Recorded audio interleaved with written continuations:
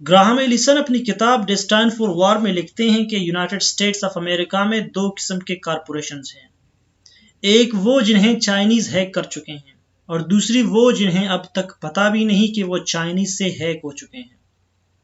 ہے نا یہ حیرت میں ڈال دینے والی بات کہ چائنا امریکہ سے اتنی دور کیسے امریکن کارپوریشنز کو ہیک کر سکتا ہے، اور وہ بھی ایک عام نیشن کی نہیں بلکہ ورلڈ سپر پاور کی۔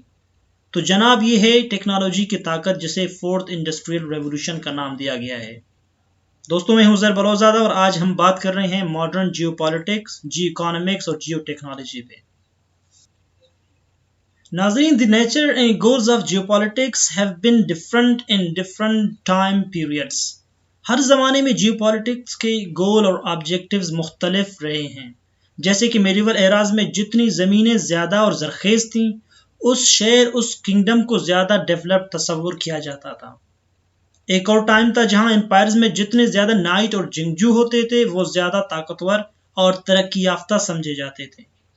پھر جتنی زیادہ فوجیں ہوتی تھیں اور وہ افواج کے زور پر دوسرے امپائرز کے ٹیریٹوریز پہ قبضہ کر لیتے، مثلاً آپ برٹش اور منگول امپائر کی مثال لے لیجئے، وہ سینکڑوں اور ہزاروں جنگیں لڑ کر دوسرے امپائر کو قبضہ کرتے رہے، کیونکہ اس زمانے میں جو امپائر زیادہ ٹیریٹوری ہولڈ کرتا وہ زیادہ پاورفل سمجھا جاتا۔ مگر دوستو، کہانی میں ایک نیا ٹوئسٹ 18 سینچری میں آیا۔ برٹین میں انڈسٹریل ریولوشن سر اٹھانے لگا اور اب جیو پالیٹکس کے مین گول اینڈ آبجیکٹیوز بے فائدہ جنگوں سے ہٹ کر نیچرل ریسورسز کے گرد گھومنے لگا۔ یورپی طاقتیں اب دوسرے ملکوں کو کالونی بنا کر ان سے ریسورسز لوٹنا انہوں نے شروع کیا۔ انڈسٹریز نے یورپ کو ایک ناقابل شکست طاقت بنا دی۔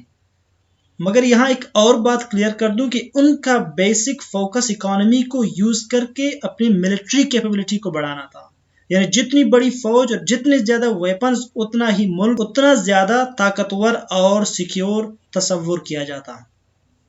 مگر دوستو، کہانی میں دوسرا ٹوئسٹ 20th سینچری میں آیا، جب یورپ دنیا کے دو بڑے عظیم جنگیں اس نے لڑیں۔ ان جنگوں نے جہاں ورلڈ میپ کو ایک نیا شیپ دے دیا، بلکہ یورپ اور ویسٹ کو یہ بھی سکھا دیا کہ military capability without economic strength is nothing.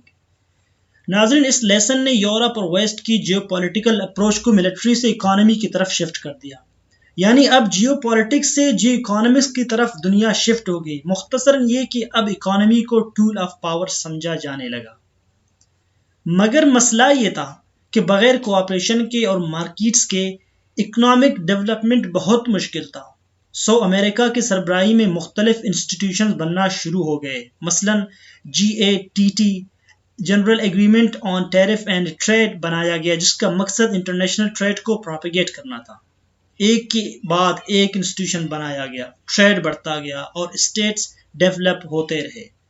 پھر انٹرنیشنل انسٹیٹیوشنز کے ساتھ ساتھ ریجنل ٹریڈ ایسوسیشنز بھی بنائے جانے لگے، جیسے کہ NAFTA, North America free trade organisation, European Union, ASEAN جیسے ریجنل ٹریڈ انسٹیٹیوشنز بنائے گئے۔ گلوبل ٹریڈ کی والیوم 1960s میں $61 بلین سے جمپ کر کے 2019 میں $19 ٹریلین پہ پہنچ گئی۔ اتنی زبردست ترقی! اس اکنامک سرج نے رچ نیشنز کو مزید طاقتور بنا دیا۔ تمام اسٹیٹس نے اکانومی کو یوز کر کے ہزاروں قسم کے ویپنز بنانے شروع کیے، ایئر اور اسپیس ڈیوائسز بنائے، اور پھر 1980s میں چائنا کی ایمرجنس نے ساری دنیا کو ہلا کر رکھ دی۔ چائنا ایک دم پاورٹی سے نکل کر ترقی یافتہ ملکوں کے صف میں قدم رکھنے جا رہا تھا۔ چائنا کی اکانومی امریکہ کے لیے ایک بہت بڑا خطرہ بن گیا۔ نہ صرف چائنا کی اکانومی بلکہ چائنا کی ٹیکنالوجی امریکہ کے لیے درد سر بن گیا تھا۔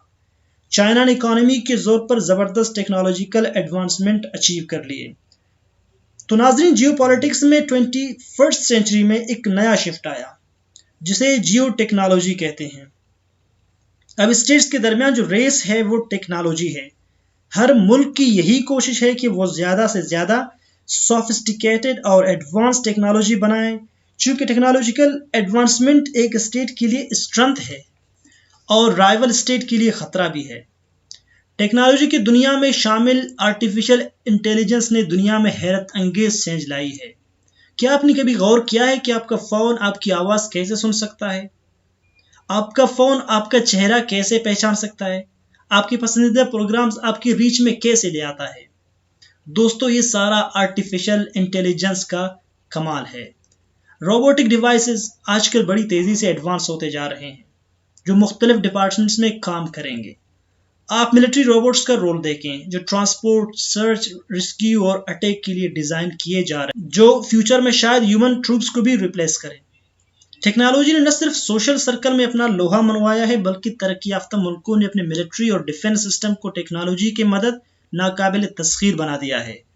تو دوستو موجودہ دور میں اسٹیٹس کے درمیان ٹیکنالوجیکل ریس اپنی پیک پر ہے۔ ابھی حال ہی میں چائنا اور رشیا نے ہائپر سونک میزائل ٹیسٹ کیا، جس میں خاص بات یہ ہے کہ یہ میزائل اپنی آواز کی رفتار سے 5 گنا تیز ٹریول کرتی ہے، یعنی تقریباً 1 میل 1 سیکنڈ کی رفتار سے اپنے ٹارگٹ کو نشانہ بنا سکتا ہے۔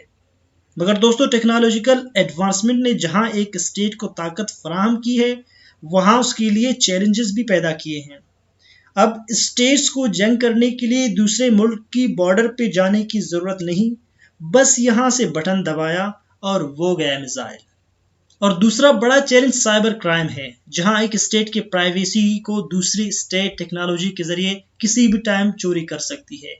اس سے یو ایس جیسا ملک بھی محفوظ نہیں۔ تو دوستو یہ تھی ہماری آج کی ویڈیو۔ اگر ہماری یہ ویڈیو آپ کو انفارمیٹیو لگی تو ویڈیو کو لائک، شیئر اور چینل کو سبسکرائب کریں تاکہ آپ تک ہمارے ویڈیوز آتی رہیں۔ اپنا بہت زیادہ خیال رکھیے گا، اجازت دیجیے، اللہ نگہبان۔